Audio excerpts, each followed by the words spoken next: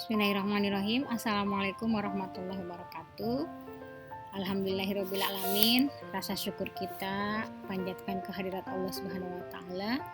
Allahumma sholli ala sayyidina Muhammad wa ala alihi wa sahbihi ajmain. Shalawat yang kita sampaikan kepada Rasulullah sallallahu alaihi wasallam.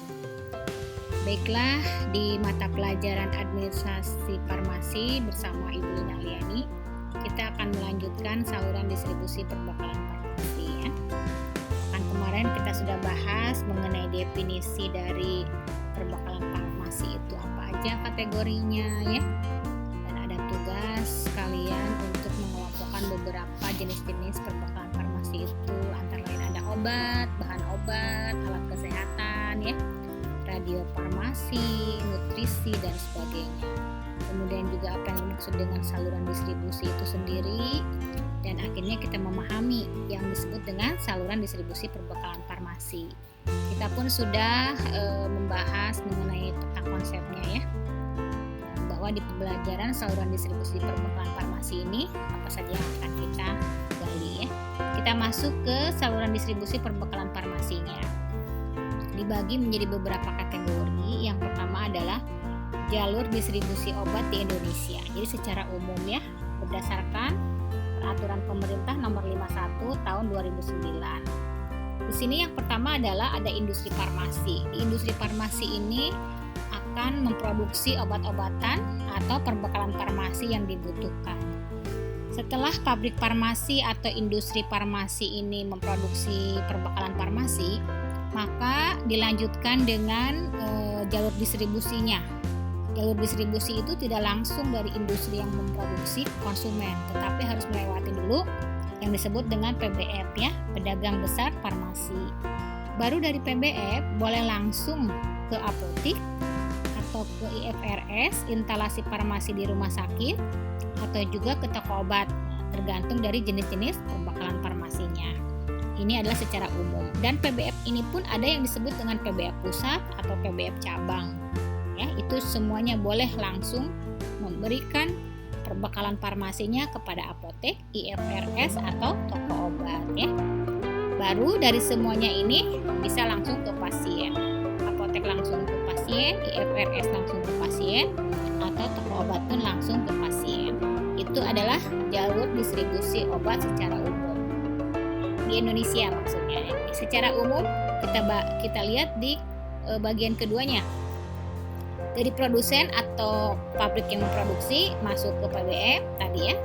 PBF itu ada yang PBF pusat atau PBF cabang, kemudian juga masuk ke pengecer atau masuk ke konsumen gitu ya. Jadi semua akan ditentukan jenis-jenis perbekalan farmasi.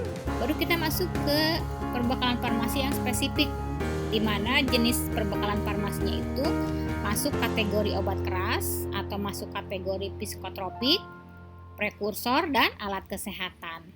Jadi empat jenis perbekalan farmasi yang ini adalah seperti berikut ini jalur distribusinya. Di mana industri farmasi yang memproduksi perbekalan farmasi obat keras, psikotropik, prekursor, dan alat kesehatan harus masuk ke PBF atau agen yang lain ya. Setelah itu kita masuk lagi dari PBF baru ke apotek atau rumah sakit. Sini akan terlihat bahwa toko obat tidak dibolehkan ya. Setelah itu baru langsung kepada pasien, harus diberikan dengan resep dari dokter. Tidak boleh sembarangan memberikan perbekalan farmasi dengan obat keras, psikotropik, prekursor, atau alat kesehatan. Seharusnya seperti itu ya. Meskipun ada beberapa alat kesehatan yang bisa diberikan tanpa resep dokter, nanti disesuaikan. Berikutnya kita masuk ke saluran distribusi yang lain, yaitu perbekalan farmasi yang memiliki peraturan atau masuk kategori obat bebas terbatas, obat bebas, atau obat tradisional. Di sini dari industri farmasi sama, yaitu industri yang memproduksinya, masuk ke PBF atau agen lain, baru masuk ke apotek, rumah sakit, dan toko obat. Di sini untuk obat bebas dan obat bebas terbatas serta obat tradisional, maka toko obat boleh mengedarkannya ya, mendapatkannya dari PBF atau agen lain kemudian akan diberikan kepada pasien yang memerlukan dan bisa diberikan tanpa resep dari dokter. Baru yang terakhir khusus untuk distribusi perbekalan farmasi yang jenis narkotika. Narkotika di Indonesia hanya boleh industri farmasi yang memproduksinya adalah PT Kimia Farma ya, BUMN dari pemerintah. Baru dari industri PT Kimia Farma pun hanya bisa diedarkan lewat pabrik besar farmasinya PT Kimia Farma. Jadi PT Kimia Farma sebagai industri farmasi sekaligus juga dia memiliki PBF, dan bahkan PT Kimia Farma pun memiliki cabang-cabang apoteknya di seluruh Indonesia. Dari PBF baru masuk ke apotik. Kalau apotik bebas, tidak harus apotek Kimia Farma saja ya. Apotek mana saja yang memiliki izin apotik boleh mengambil atau mengedarkan, mendistribusikan narkotika. Selain itu pun rumah sakit pun boleh berhak atau memiliki hak untuk mendistribusikan narkotika. Baru masuk dari apotik atau rumah sakit langsung kepada pasien dengan resep dari dokter ya. Jadi ada 5 poin atau ada 5 jalur distribusi perbekalan farmasi. Sekarang kita masuk ke poin unit produksinya ya, dan unit distribusi perbekalan farmasi. Kita amati definisi dari unit produksi.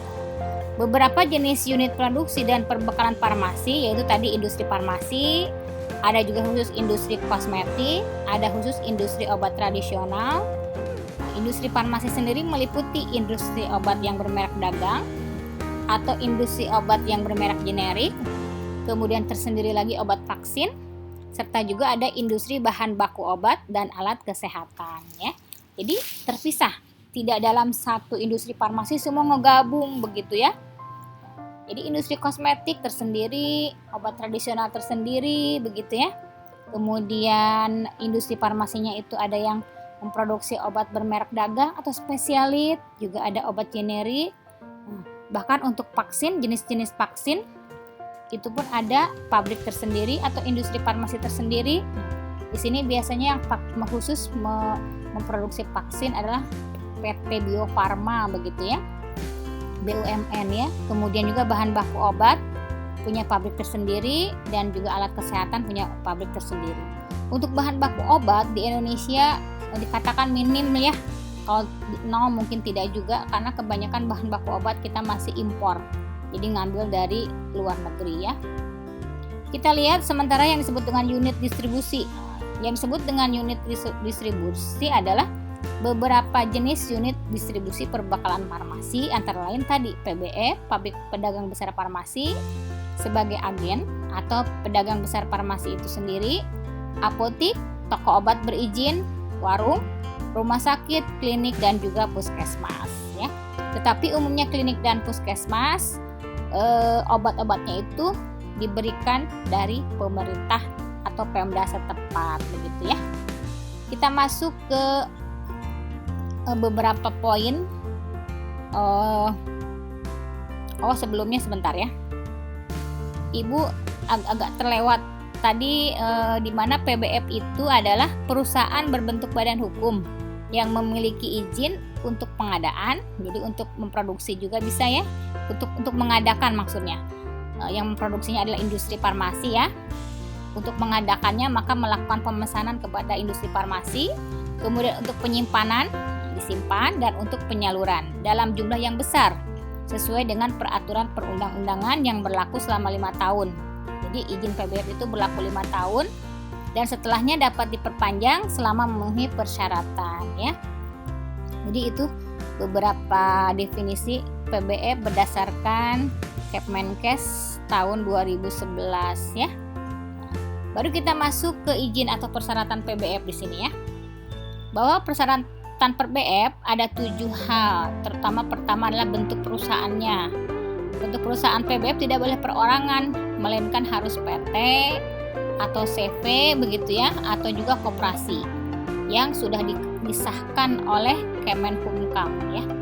Berikutnya individu yang melakukan atau membuat izin PBF harus, terutama penanggung jawabnya ya, harus memiliki NPWP, TDP, tanda daftar perusahaan, SIUP, SIUP gitu kan. surat izin usaha perdagangan, kemudian keterangan domisili bisa berbentuk KTP, juga ada akte notaris ya. Di sini kita sesuai dengan lokasi ya, terutama TDP, SIUP atau SIUP ya, keterangan domisili ya. Kemudian SIUP dan akte notaris harus mencantumkan jenis usahanya, disebutkan di bidang farmasi atau obat-obatan ya. Kemudian poin ketiganya sebagai penanggung jawab. Untuk PBF harus apoteker. Dulu izin PBF cukup asisten apoteker. Sekarang sudah mulai ada perubahan bahwa harus apoteker. Di mana apoteker itu memiliki SRA, surat tanda registrasi apotek, dan SIKA, surat izin kerja ya. Kemudian KTP sesuai dengan domisili perusahaan. Jadi apoteker setempat misalnya mau dibuka di Cikarang, maka carilah apoteker yang memiliki KTP wilayah Cikarang, karena harus untuk memudahkan begitu ya, juga untuk penyebaran tenaga kerjanya lebih baik. Tapi kalau memang di tempat itu belum ada apoteker, kita bisa ada toleransi disampaikan kepada pemerintah. Kemudian adanya perjanjian kerjasama antara penanggung jawab apoteker dengan pemilik PBF, seperti itu ya. Kalau memang bukan apotekernya yang langsung memiliki PBF itu. Kemudian ada pernyataan bahwa apoteker itu tidak bekerja di tempat lain ya. Kalau di apotik, apoteker bisa bekerja juga di klinik ya. Sementara kalau di PBF, maka apoteker tidak boleh bekerja di tempat lain ya, harus full bekerja di PBF tersebut ya. Berikutnya adalah ada struktur organisasi, maka disesuaikan dengan akte notaris. Berikutnya dewan komisaris atau direksi, ada surat pernyataan begitu ya, bahwa dewan komisaris atau direksi tidak terlibat pelanggaran peraturan perundang-undangan di bidang farmasi. Ini biasanya struktur organisasi berkaitan dengan bentuk perusahaannya ya. Kalau dia koperasi misalnya begitu kan, maka ketua koperasinya tidak boleh terlibat pelanggaran peraturan perundang-undangan di bidang kefarmasian. Atau kalau dia PT, bisa dikatakan direktur atau direksinya gitu ya, atau komisarisnya tidak boleh terlibat peraturan perundang-undangan di bidang kefarmasian ya. Tidak ada pelanggaran begitu. Berikutnya poin yang kelima adalah bangunan dan sarana. Jadi bangunan dan sarana itu tidak, kalaupun sewa boleh, tapi ada bukti ya, bukti bahwa dia sudah menyewa atau milik, berarti ada bukti kepemilikan. Lokasi pun sesuai dengan peruntukannya. Jadi di keterangan lokasinya di Cikarang, maka izinnya pun situ akan diurus di Cikarang. Lokasi pun sesuai dengan permohonan.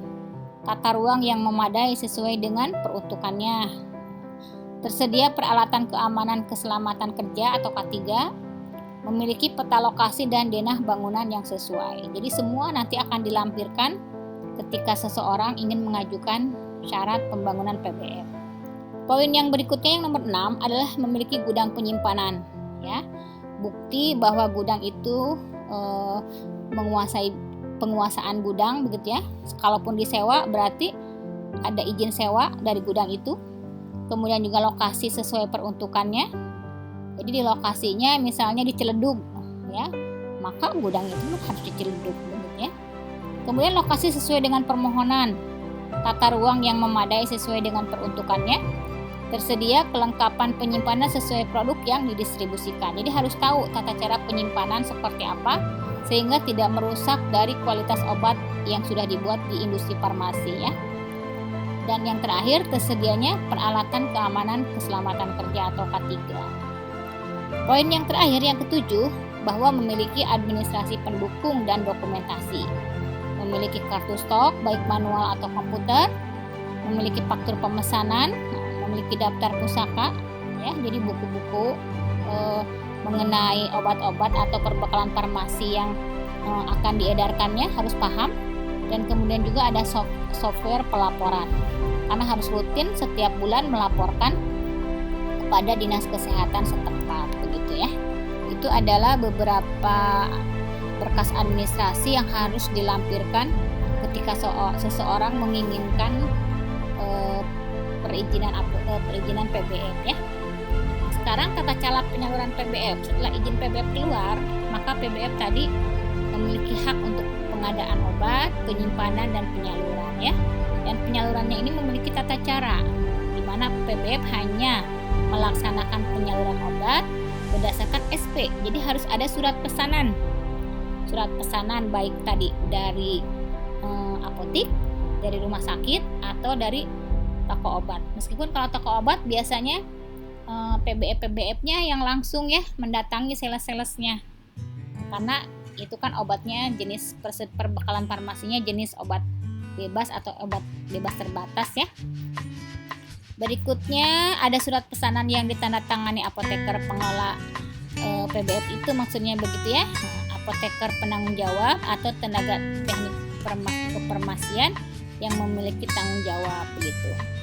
Kemudian PBF pun melaksanakan penyaluran obat keras hanya kepada PBF lain boleh ya, sesama PBF boleh mengambil barang atau melakukan transaksi perdagangan ke apotik dan institusi yang diizinkan oleh Menkes tadi itu ya, IFRS ya. Kecuali tadi obat bebas dan obat bebas terbatas serta bahan makanan kosmetik tertentu boleh ke toko obat ya. Berikutnya kita akan lihat sini ya, PBF hanya dapat menyalurkan obat keras. Nah, obat keras kepada PBF lainnya, apotek atau institusi yang diizinkan oleh Menkes seperti rumah sakit. Tadi ya penjabaran dari sebelumnya. PBF apa yang dilarang? Yang dilarang dilakukan oleh PBF dijelaskan bahwa PBF tidak boleh menjual eceran. Ya, jadi dia harus global besar per box ya. Satu box misalnya bisa aja isinya cuma 20 tablet, isinya cuma 10 tablet, tapi pokoknya box-boxan gitu ya. Tidak per strip, bukan apalagi per tablet begitu ya. Tidak boleh menjual secara eceran baik di tempat kerja atau di tempat lain. PBF tidak boleh melayani resep dokter.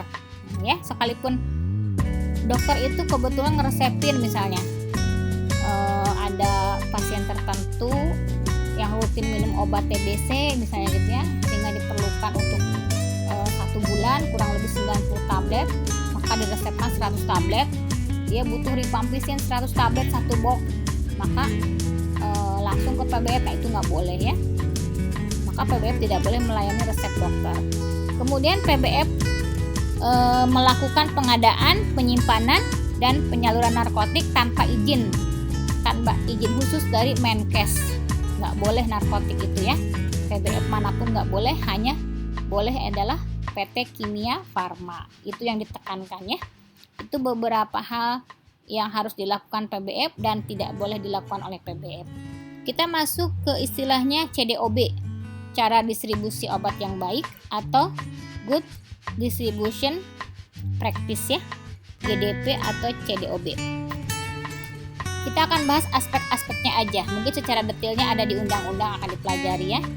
Bahwa di dalam aspek-aspek CDOB, cara distribusi obat yang baik, kita harus memperhatikan. Pertama ada yang disebut dengan manajemen mutu atau kualitas ya.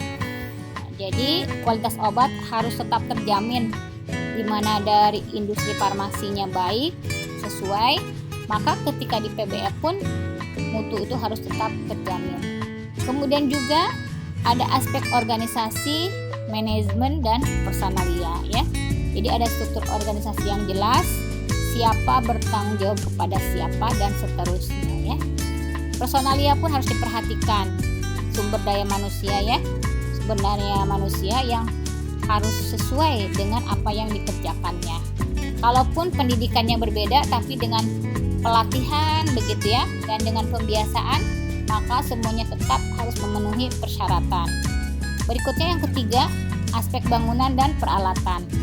Bangunan jangan sampai misalnya banyak sarang laba-laba begitu ya, bahkan semut pun pada area-area tertentu tidak boleh ada ya.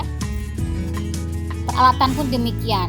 Peralatan khususnya misalnya mesin ya, mesin pengepakan misalnya begitu ya, atau rak-rak untuk penyimpanan, itu harus disesuaikan dengan peralatan. Kemudian operasional ya, bagaimana cara mendistribusikan yang baiknya itu ya, ada SOP-nya, standar prosedur operasionalnya. Infeksi diri artinya ada kegiatan-kegiatan rutin dari semua personalia atau SDM itu untuk terus dibekali betapa pentingnya menjaga saluran distribusi ini agar obat-obat sampai ke konsumen atau sampai ke agen, terutama ya PBF itu kan ke agen nantinya, bisa ke apotik, kemudian ke IFRS atau ke toko obat, dipastikan terjamin mutunya itu tadi ya. Berikutnya tetap harus memperhatikan keluhan obat atau bahan obat kembalian. Artinya ketika PBF mengedarkan atau mendistribusikan perbekalan farmasi, bisa jadi beberapa agen ya mendapatkan keluhan, entah misalnya hal yang tidak disengaja sehingga mutu obat tidak baik begitu ya, atau memang obatnya itu sendiri yang diproduksi oleh industri farmasinya mendapatkan ketidaknyamanan untuk pasien, bisa efek samping ya, bahkan bisa membahayakan misalnya gitu ya. Tetap PBF harus menerima keluhan-keluhan itu. Ketika obat itu rusak, maka harus menerima retur atau pengembalian.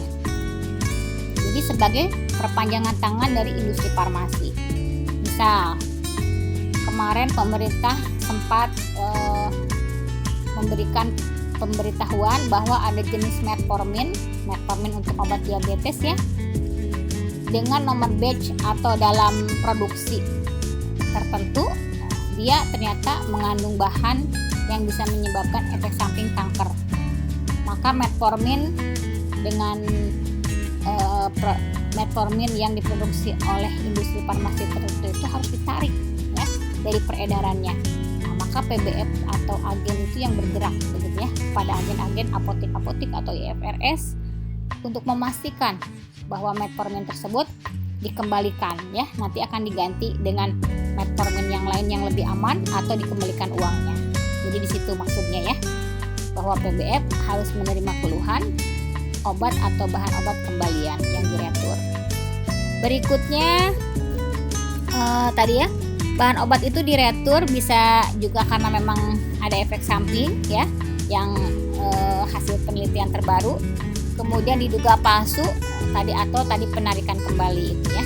Yang ketujuhnya ada transportasi. Bagaimana bagaimana si PBF itu harus mampu menjaga transportasinya disesuaikan ya. Jangan sampai ketika dari industri farmasi baik obat itu, ketika di gudang PBF pun baik, tapi ketika dalam perjalanan ya misalnya menjadi lembab karena kena panas ya, jadi rusak. Nah, itu harus diperhatikan ya. Baru yang ke-8-nya fasilitas distribusi berdasarkan kontrak. Fasilitas distribusinya pun disesuaikan dengan kontrak atau dengan beberapa hal yang dilakukan oleh PBF yang bersangkutan ya. Yang terakhir adalah dokumentasi, di mana semuanya harus tercatat dari mulai obat keluar dari gudang. Obat keluar dari gudang itu mau diberikan ke apotek mana, begitu harus jelas. Kemudian harus ditandatangani oleh apotek yang bersangkutan gitu ya. Dan kemudian berkas yang tersebut harus kembali lagi ke PBF gitu ya. Jadi semuanya harus terdokumentasikan. Baiklah, itu adalah beberapa aspek dari cara distribusi obat yang baik sehingga akan menghasilkan kualitas obat yang baik juga yang sampai ke pasien. Lebih kurangnya Ibu minta maaf, kita tutup. Wabillahi taufiq wal hidayah. Wassalamualaikum warahmatullahi wabarakatuh.